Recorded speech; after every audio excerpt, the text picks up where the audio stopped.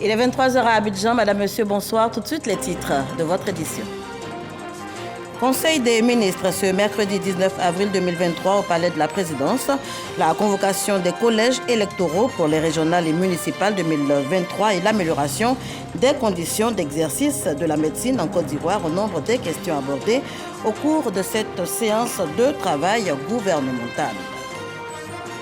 Nous évoquerons également dans ce journal la mission du ministre de l'Intérieur et de la Sécurité à Washington. Bagondo Diomandé a rencontré au siège du département d'État plusieurs autorités américaines. Au nombre des points abordés, le renforcement des capacités de la police et la lutte contre le terrorisme.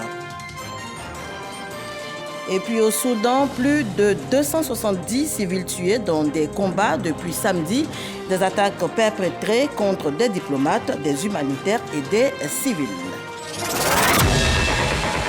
Je vous le disais tantôt, il s'est tenu ce matin, ce mercredi 19 avril 2023, donc, un conseil des ministres au Palais de la Présidence, la convocation des collèges électoraux pour les régionales et municipales 2023 et l'amélioration des conditions d'exercice de la médecine en Côte d'Ivoire étaient au nombre des points abordés au cours donc de cette séance de travail gouvernemental.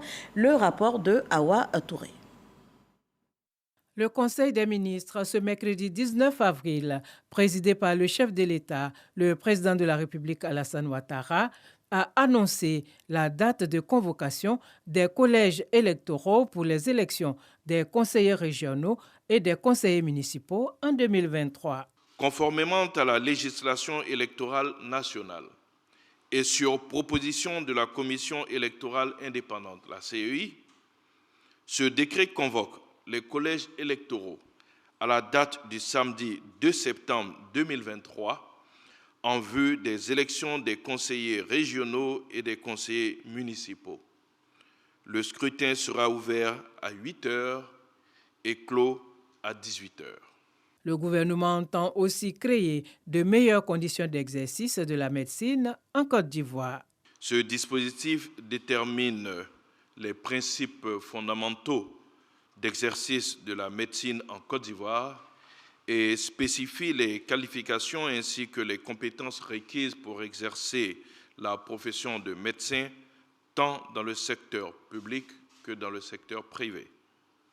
Toutefois, il conserve à l'ordre des médecins son rôle de garant de la moralité professionnelle par le contrôle de l'accès et de l'exercice de la profession.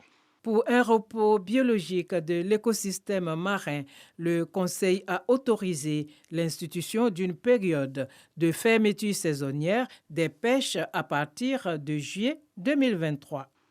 Dans le cadre de la mise en œuvre des instruments sous-régionaux relatifs à la coopération en matière de gestion des ressources halieutiques et aquacoles partagées par les pays situés au centre-ouest du golfe de Guinée, dont le Ghana, le Bénin et le Togo, le Conseil a décidé d'instituer, en lien avec les pays concernés, une période saisonnière annuelle des pêches maritimes. Ainsi, les navires thoniers enregistrés par l'ICCAT, le Comité international pour la conservation des thonidés, ont été interdits de pêche du 1er janvier au 13 mars. Pour ce qui est de la mesure actuelle adoptée par le Conseil, les unités de pêche artisanale voient leur période d'interdiction s'étendre du 1er juillet au 31 juillet 2023, soit pour une période d'1 mois. Les unités de pêche semi-industrielles et industrielles, quant à elles, sont interdites de pêche pour la période du 1er juillet au 31 août 2023, soit pour une période de 2 mois. Le Conseil des ministres a par ailleurs entendu une communication du vice-président de la République, Tiemoko Méliette Koné, à l'occasion du 1er anniversaire de sa nomination.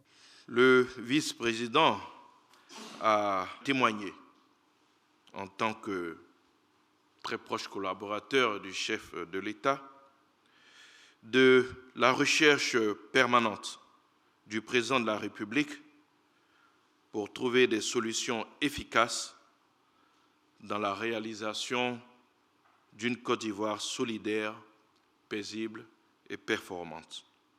Il s'est engagé à ses côtés afin de réussir à rendre irréversible la transformation structurelle de notre économie nécessaire à la création d'emplois pour la jeunesse.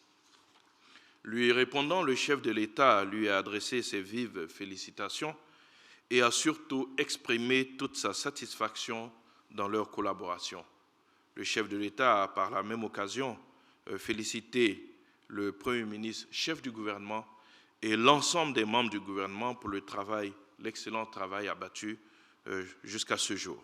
Le porte-parole du gouvernement, Amadou Coulibaly, a, au cours des échanges avec les journalistes, fait le point sur les questions liées à la tarification des datas. Le gouvernement a pris à bras-le-corps cette question et le Premier ministre a reçu aussi bien le régulateur que les opérateurs.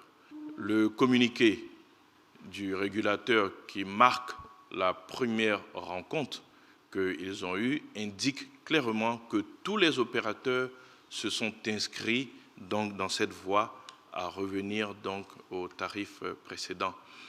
Il va sans dire que ces deux opérateurs qui sont les plus gros ont évoqué des problèmes techniques qui ne leur permettent pas, donc, je dirais en 48 heures, de pouvoir revenir aux anciens tarifs, puisqu'il s'agit de reprogrammer les nouvelles offres. Je l'avais indiqué lors de mon passage aux 20 heures que cela prendrait 48 heures à 3 semaines en fonction donc, des opérateurs. Donc tout cela était connu depuis le début et c'est pour cela que nous avons tenu à le spécifier. Notons que le président gambien, Adama Barrow, va effectuer à partir du 26 avril une visite de travail et d'amitié en Côte d'Ivoire. Le prochain Conseil des ministres est prévu pour se tenir le mercredi 3 mai 2023. Et on poursuit avec ces communiqués. Le premier émanant de l'Assemblée nationale de Côte d'Ivoire, le président de l'Assemblée nationale, M. Adama Bictogo, président du Congrès, informe mesdames et messieurs les députés que conformément à l'article 114 de la Constitution, le président de la République, Alassane Ouattara, adressera son discours sur l'état de la nation devant le Parlement réuni en Congrès le mardi 25 avril 2023 à 10h à l'auditorium du Sofitel Hôtel Ivoire. À cet effet, le président de l'Assemblée nationale invite l'ensemble des députés à prendre toutes les dispositions nécessaires pour être présents à cette séance du Congrès. Le deuxième communiqué émane du Sénat. M. Janoa Osso-Kouadio, président du Sénat, informe mesdames et messieurs les sénateurs qu'à la demande de son Excellence M. Alassane Ouattara, président de la République de Côte d'Ivoire, le Parlement se réunira en congrès le mardi 25 avril 2023 à 10h à l'auditorium du Sofitel Hôtel Ivoire d'Abidjan. Au cours de ce congrès, le président de la République adressera son message sur l'état de la nation devant les députés et les sénateurs, conformément à l'article 114 de la Constitution. Mesdames et messieurs, les sénateurs sont invités à prendre toutes les dispositions utiles pour être présents à cette réunion du Congrès. Notez que ce communiqué tient lieu de convocation individuelle. On se rend à présent aux États-Unis. Le ministre de l'Intérieur et de la Sécurité y effectue en ce moment une mission. Il est à Washington. Vagondo Diomondé a rencontré au siège du département d'État plusieurs autorités américaines. Au menu des échanges, le renforcement des capacités de la police, la lutte contre le terrorisme et l'équipement des unités. C'est ce que nous dit Serge Koléa depuis Washington. La diplomatie sécuritaire ivoirienne se déploie aux États-Unis avec le ministre Diomandé Vagondo au State Department, le département d'État à Washington DC. Le ministre de l'Intérieur et de la Sécurité rencontre le secrétaire d'État adjoint chargé des affaires internationales, des stupéfiants et de l'application des lois. La vision de la Côte d'Ivoire à travers la création de l'Académie internationale de lutte contre le terrorisme et de faire en sorte que tous les cadres des pays de la sous-région puissent se former à la lutte contre le terrorisme. Dans cette vision, les États-Unis nous accompagnent au même titre que les autres partenaires européens pour donner le meilleur de la formation en termes de qualité et d'équipement dans le cadre de la lutte contre le terrorisme. Nous avons aujourd'hui une oreille attentive auprès donc, de nos interlocuteurs qui se sont engagés effectivement à accompagner notre pays dans la politique globale de sécurisation. La délégation du ministre s'est ensuite rendue au département de la sécurité intérieure. Une séance de travail avec les services en charge de la lutte contre la cybercriminalité. Nous avons échangé sur les questions générales de cybercriminalité. La prochaine étape sera de renforcer davantage la coopération en mettant l'accent sur les échanges d'informations, sur les échanges de données relatives aux cybercriminels. Le ministre Diomandé Vagondo s'est aussi entretenu avec Frank Bowen, le responsable du programme antiterroriste contre les ambassades et son équipe. Objectif, discuter des propositions concrètes pour la création et le développement d'un programme spécial en matière de formation et de renforcement des capacités opérationnelles des agents en charge de la protection des personnalités. Nous avons très bientôt, au mois de janvier 2024, la Coupe d'Afrique des Nations qui va voir arriver sur notre territoire beaucoup d'étrangers, beaucoup de diplomates. Il faut que la police ivoirienne soit outillée pour garantir la sécurité de tous ces personnels. C'est l'objet réel de notre visite dans cette enceinte qui est chargée donc, de former la police spéciale diplomatique. Et très rapidement, nous allons faire en sorte que cette formation puisse être dispensée à la police ivoirienne. Cette mission du ministre de l'Intérieur et de la Sécurité s'inscrit dans la droite ligne de la vision du gouvernement ivoirien, à savoir prévenir les conflits, promouvoir la stabilité et surtout faire face aux défis sécuritaires qui s'annoncent. Retour en Côte d'Ivoire, précisément à Abidjan, dans le cadre de ces conférences trimestrielles dénommées ASCAD reçoit, l'Académie des sciences, des arts, des cultures d'Afrique et des diasporas africaines a échangé récemment avec ses hôtes sur un sujet d'actualité, l'intelligence économique, un enjeu crucial pour la Côte d'Ivoire. On en sait davantage dans ce reportage signé Walter Amadou Ouattara. Devant ce parterre de personnalités réunies à la salle Memel Fouté, au siège de l'ASCAD à Cocody, un expert développe le thème axé sur l'intelligence économique, un enjeu crucial pour la Côte d'Ivoire. L'intelligence économique, on pourrait traduire ça par la maîtrise de l'information, c'est-à-dire la capacité à prendre le contrôle de l'information, c'est-à-dire dans ce qu'on appelle aujourd'hui la société de l'information, c'est la capacité à aller chercher les informations dont on a besoin pour prendre les bonnes décisions. La deuxième dimension, c'est se protéger. Et le troisième pilier, c'est justement toutes les informations qu'on va recevoir, qu'on va non seulement protéger, mais qu'on va aussi émettre vers l'extérieur pour pouvoir influencer l'environnement. Ces explications édifient l'assistance, composée essentiellement d'académiciens et de jeunes entrepreneurs. Moi, j'ai été particulièrement intéressée par tout ce que le professeur nous a dit concernant la gouvernance et l'intelligence économique au service de la bonne gouvernance, ce qui nous ramène à une meilleure prise de décision. Donc tout cela a été très, très instructif pour nous autres, pour la jeune génération qui s'intéresse aux questions de conformité et de gouvernance, et j'en suis très heureuse. Le président de l'Académie des sciences, des arts, des cultures d'Afrique et des diasporas africaines, ASCAD, revient sur le choix de la thématique, qui est une question d'actualité. Malgré notre niveau de savoir extrêmement élevé, les choses changent. Il nous faut au moins savoir qu'est-ce qui se passe, n'est-ce pas? Quels sont les outils qui sont à la mode? Et puis nous-mêmes apporter nos contributions. Je suis sûr que dans 10 ans, on va avoir une véritable école d'intelligence économique, comme on a une véritable école de prospective stratégique, à tel point qu'on appelle la Côte d'Ivoire maintenant une terre de prospective. Le directeur général de la radio-télévision ivoirienne RTI était représenté à cette conférence par son conseiller David Mobio. Le FONSTI, Fonds pour la science, la technologie et l'innovation, et le CDTI, le Centre de développement technologique et de l'innovation du Royaume d'Espagne, viennent de signer un partenariat, un accord de coopération dont l'objectif est de faciliter la collaboration entre chercheurs et entreprises de Côte d'Ivoire et d'Espagne. Notez que plusieurs secteurs sont concernés, notamment celui de la technologie, de l'innovation, de la santé, également de la sécurité alimentaire. L'axe Abidjan-Madrid se renforce dans le domaine de la technologie et l'innovation. En témoigne cette signature d'accord de partenariat entre le Fonds pour la science, la technologie et l'innovation, FONSTI, et le Centre de développement technologique et d'innovation du Royaume d'Espagne, CDTI.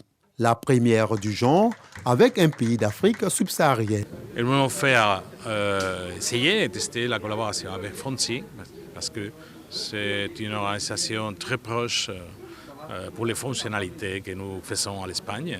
L'Espagne est très intéressée d'approfondir ses relations dans tous les domaines, soit politiques, économiques, et c'est aujourd'hui les domaines scientifiques. Cet accord entend faciliter davantage la collaboration entre les entreprises des deux pays. Cette nouvelle coopération présente des opportunités bénéfiques pour la croissance économique.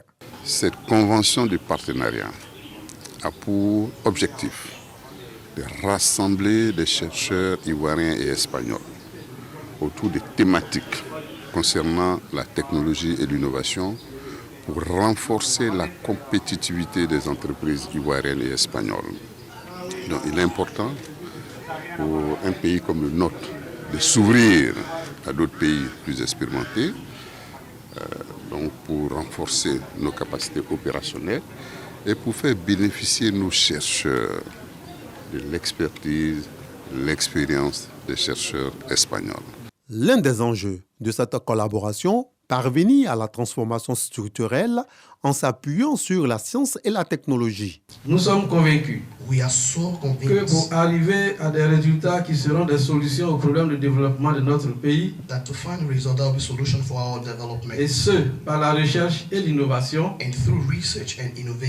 le FONSTI a besoin de nouer des partenariats divers avec des acteurs de référence, comme le CDTI, qui présente une expérience dans la valorisation économique des résultats de la recherche. L'innovation technologique et sciences, le changement climatique, la santé, l'intelligence artificielle et la biotechnologie sont autant de secteurs qui seront explorés dans ce partenariat scientifique. Voilà un reportage signé Frédéric Oulaï et Walter Amadou Ouattara, avec qui on reste pour évoquer le mois de Ramadan qui donc se poursuit, mois marqué par le jeûne, la prière et le partage. Le ministre d'État, ministre de la Défense, Téné Birahima Ouattara, a pris part récemment à la rupture collective de la mosquée Blanche, c'est dans la commune d'Abobo, une initiative des communautés originaires de la ville de Kong vivant à Abidjan. C'était l'occasion de prier pour la paix en Côte d'Ivoire. Mosquée Blanche dans la commune d'Abobo. La lecture intégrale du Saint-Coran précède la 3e édition de la rupture collective des communautés originaires de la ville de Kong, résidant à Abidjan. Une rencontre religieuse en cette fin du mois de Ramadan qui, selon le comité d'organisation, vise la consolidation des liens fraternels et la promotion de la solidarité. La diaspora de Kong à Abidjan, nous nous réunissons. L'objectif, c'est de nous rapprocher d'Allah. Supplier Allah afin qu'il accorde plus de paix et de cohésion à la Côte d'Ivoire, qui est pilotée par l'un des fils de Kong, à savoir le président Alassane Ouattara. À la tête d'une forte délégation de cadres, le ministre d'État, ministre de la Défense, Téné Birahima Ouattara, appelle à la cohésion pour le renforcement de la paix, socle d'un développement harmonieux et bénéfique à l'ensemble des Ivoiriens. De façon très fraternelle, nous sommes venus faire la rupture de jeûne avec nos parents de Kong. Un message de cohésion, c'est de la paix. On a besoin de paix pour se développer et c'est ce que nous prenons. Il faut que nous puissions vivre en bonne intelligence. Ce que nous avons de plus précieux, c'est la Côte d'Ivoire. Les imams ont prié pour la paix en Côte d'Ivoire et pour le président de la République, Alassane Ouattara. Solidarité et partage également au sein de la communauté musulmane vivant au Gabon. Rupture collective récemment dans l'enceinte de l'ambassade de Côte d'Ivoire au Gabon, organisée par l'ambassadeur Nicolas Kouakou. C'était l'occasion également de parler cohésion. La communauté musulmane ivoirienne vivant au Gabon reste unie en cette période de Ramadan. Elle répond ici à l'appel de l'ambassadeur de la Côte d'Ivoire au Gabon. Nicolas Kouakou dit avoir organisé cette rupture collective du jeûne à la salle de conférence de la chancellerie afin de promouvoir davantage la solidarité. D'entrée de jeu, je voudrais vous dire merci. Merci pour avoir répondu massivement à l'initiative qui est une grande première. Et quand je vois nos frères et nos sœurs rassemblés ici, je pars d'avance convaincu que la cohésion que nous appelons de tous nos voeux, cette cohésion se réalise déjà. Le guide spirituel Issouf Soukara, imam de la mosquée centrale de Libreville, a formulé des vœux de paix pour la Côte d'Ivoire. Quant au président de la Fédération des associations ivoiriennes du Gabon, il souhaite que cette initiative soit pérennisée. On parle politique à présent. 2000 femmes viennent d'adhérer au RHDP, le Rassemblement des Oufouettistes pour la démocratie et la paix. Elles sont issues de la société civile, également des différents partis de l'opposition, et elles disent avoir été convaincues par les nombreuses actions de développement menées par le président de la République, Alassane Ouattara. On fait le point avec Astou Touré et Tanyugo. 2000 femmes rejoignent le Rassemblement des Oufouettistes pour la démocratie et la paix à Cocody. Ces femmes venues des différents quartiers de la commune présidentielle sont convaincues des actions entreprises par le président de la République, Alassane Ouattara.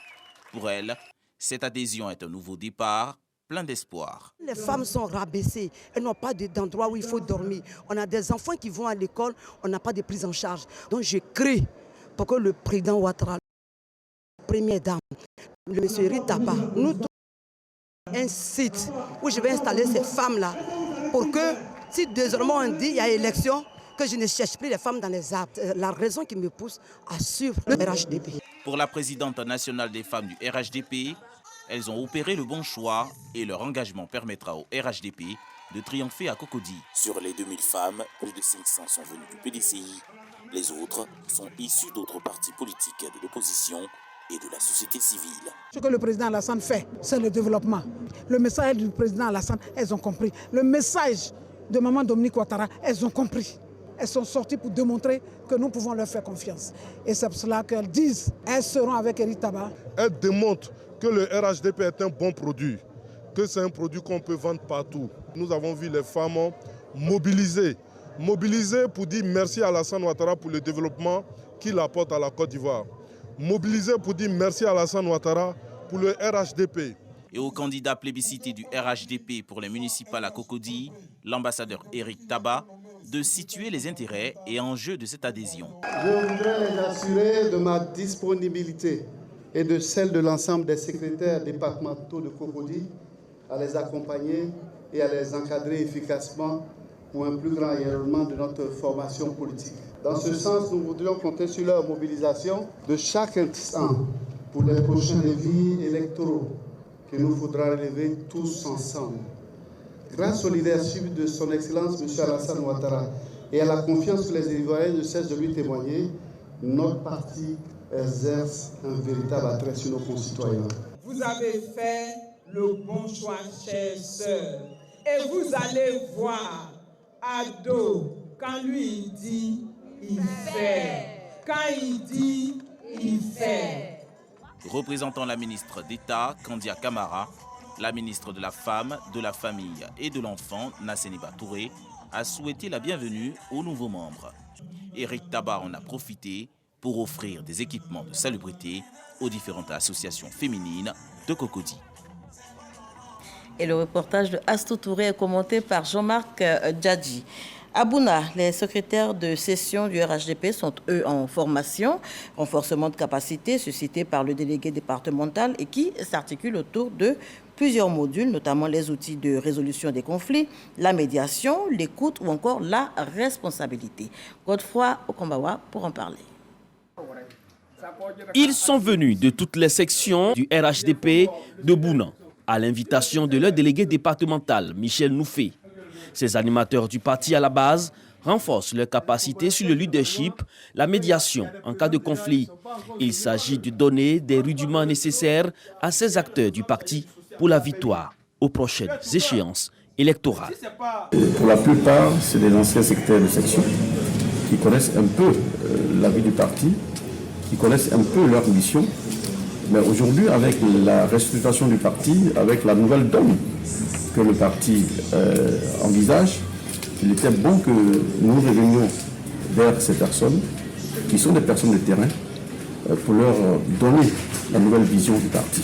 Et nous pensons que cela est important pour permettre à ces personnes-là d'être mieux outillées pour pouvoir accompagner efficacement le travail de terrain que nous faisons. À la fin de la formation, chaque secrétaire de section et responsable de comité de base a reçu un certificat de participation. Michel Noufé s'est dit rassuré d'avoir désormais des représentants mieux outillés à faire face aux défis des échéances électorales à venir pour le compte du RHDP. Bonjour Boundiali. On se rend au nord de la Côte d'Ivoire où les humoristes ont séduit les populations avec à leur tête la maire de la commune, Mariatou Koné. Elle n'a pas eu tort, en tout cas, d'inviter l'équipe de production de l'émission Bonjour de la RTI. Vous le verrez tout à l'heure. C'était en tout cas l'occasion de parler fraternité et solidarité pour, évidemment, atteindre le développement de la localité. C'est ce que nous dit Pargassoro Koné de Madongui. Le stade de Boundiali, bon de demande. Cette équipe de production et humoristes de Bonjour de la RTI sont présents dans la capitale de la Bagoué. Ces humoristes, sur le podium, ont réussi à arracher le sourire au public. Le meilleur bonheur dans la vie, c'est quand tu dois 6 mois de loyer à ton propriétaire. Et puis un dimanche, toi et ton propriétaire, vous êtes dans la même église, c'est ton voisin. Et puis le pasteur dit à ton frère d'à côté, Jésus a tout payé. Le directeur général de la RTI, M. Fosseni Dambélé, dit merci à la population de la Bagoué. Grâce à vous, le coton a un poids dans la balance de l'économie de la Côte d'Ivoire. Le coton si léger, si impressionnant après, avec les chiffres. C'est vous, population de la Bagoué. Fille de la région, la marraine n'a pas manqué de traduire sa gratitude aux populations sorties nombreuses pour communier avec leurs humoristes préférés. Mariatou Koné les a aussi exhortés à être des ambassadeurs de paix. On va ensemble dire Fotamana à nos hôtes, à savoir la RTI. Ici à Boundiali, on ne force pas, on ne parle pas, on avance sans bruit. Les jeunes de Boundiali, nous devons rester concentrés sur notre objectif. L'objectif de Boundiali, c'est le développement. Avant de monter dans le train du développement, il faut être dans la paix, il faut être dans la cohésion, il faut être dans l'union, il faut être dans l'entente. C'est la voie que Boundiali a choisie. Ne nous détournons pas de ce chemin. Si nous avons appelé la RTI, c'est justement pour le rassemblement. L'humour est facteur de cohésion. Bonjour pour la deuxième fois à Boundiali. Personne ne voulait se faire compter l'événement. Les populations de la Bagoué, elles, ont salué ce geste de la première magistrate de la commune de Boundiali, le professeur Mariatou Koné. Nous félicitons Madame la ministre pour vraiment cet engagement pour sa population, parce que vraiment l'humour et tout ce qui va avec, c'est thérapeutique.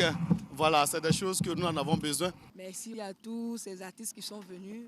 Vive la RTI, vive Bonjour encore et que 2024, nous soyons encore présents.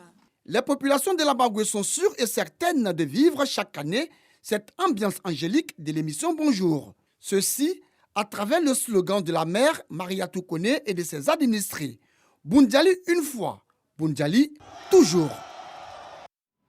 Et on termine en image avec cette information. Au Soudan, plus de 270 civils tués dans des combats depuis samedi dernier. Un bilan provisoire des attaques perpétrées contre les diplomates, les humanitaires, également des civils.